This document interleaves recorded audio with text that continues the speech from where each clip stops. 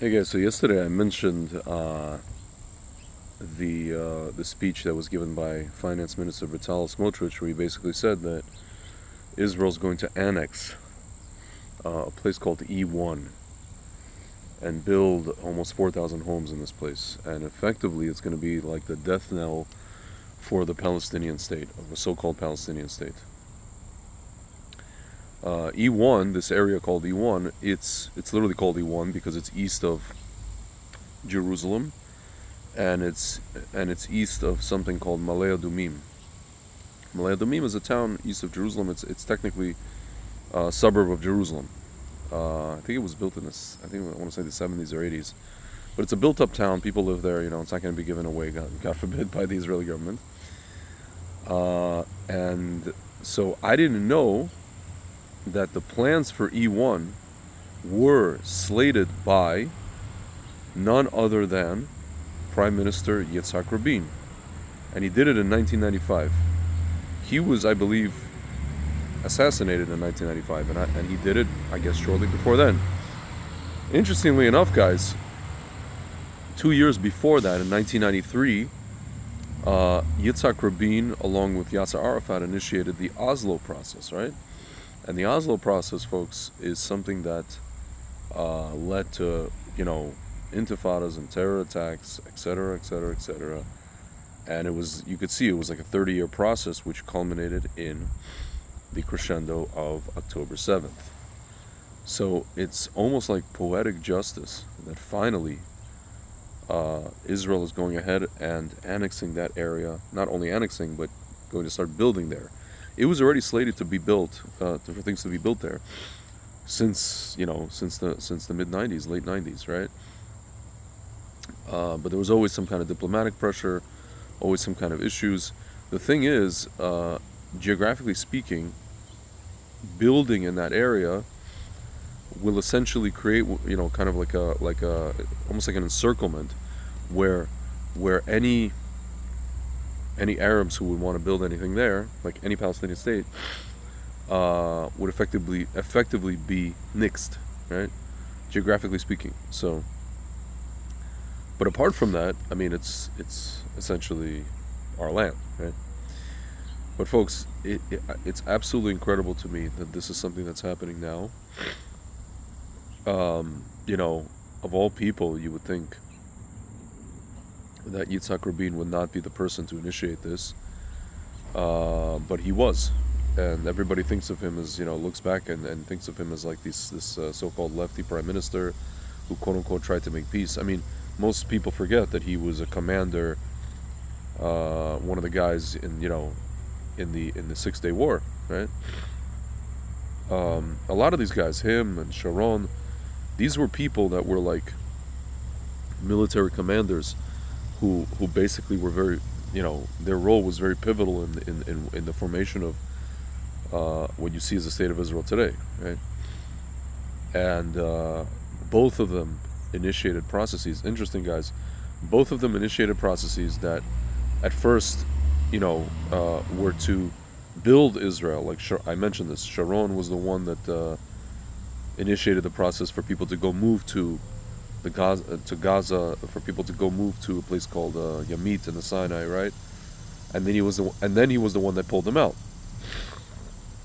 Folks, similarly here, Rabin was the one that initiated, the process of this E1, but at the same time, he also initiated the Oslo Accords, which led us to all kinds of horrible attacks. My friends, as I mentioned before we pulled out, not we, but the Israeli government pulled Jews out of Gush Katif, out of Gaza, in 2005, there were major terrorist attacks.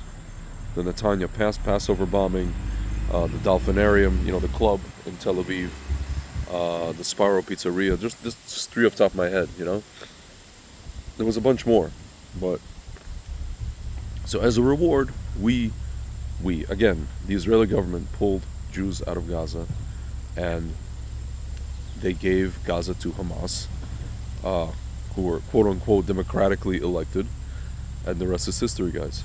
rockets and rockets and rockets for 18 years. We know that. Culminating in what I said was a crescendo of October 7th. My friends, this announcement of the settlement of E1, the finally building in this place called E1, and despite years and years of diplomatic pressure not to build there, because people thought there was going to be some sort of so-called Palestinian terror state, is very poetic, my friends. It literally, I suspect, literally signifies the end of the Oslo Process. Which began in 1993. 32 years ago. And now here we are, guys. We're about to build in our land, probably going to annex officially the entirety of Judea and Samaria. Listen, we have 700,000 Jews living in that place. Citizens of Israel, they fight in the IDF. Most of them, not all of them, but most of them are what you would call religious Zionists, Dati Leumi, Shomer Shabbat, all the rest of it. As religious as Haredim, right? As the people you see in the Black Hats. As religious. Like equally as religious. Okay? If not more sometimes. So we're going to annex that place. 700,000 Jews, maybe more. And then we move on to Gaza. My friends, no matter what anybody says, we have to do this. Because there's no other choice, my friends. There's really no other choice. You cannot continue the conversation with people who are using the conversation that they have with you in order to incrementally push you out of the land, or push you in a position of weakness so that they can just, essentially at least try to finish you off. I mean, it's funny because every time they try, they don't succeed. Even when they have more land and the high ground and all the rest of it, right? They don't succeed. You guys saw in 1967 and 1973 and 1940, even before that, they don't succeed. It's our own fault that we're afraid to, so to speak, dominate the enemy that would have us swimming in sea. And this is something people don't really understand. The people that are accusing us of certain things, just out of ignorance, right? They don't understand that, yes, it is kind of a zero-sum game. Not kind of, it is a zero-sum game in that area of the world. And yeah, there's not going to be a two-state solution, just for the simple fact of our government has shown that it's happy to live, so to speak, with this foreign entity, or happy to have this foreign entity in our land, an entity that wants to, destroy us. But the reverse is not true. They're not happy to be. They're not happy for us to be in the land of Israel. Right?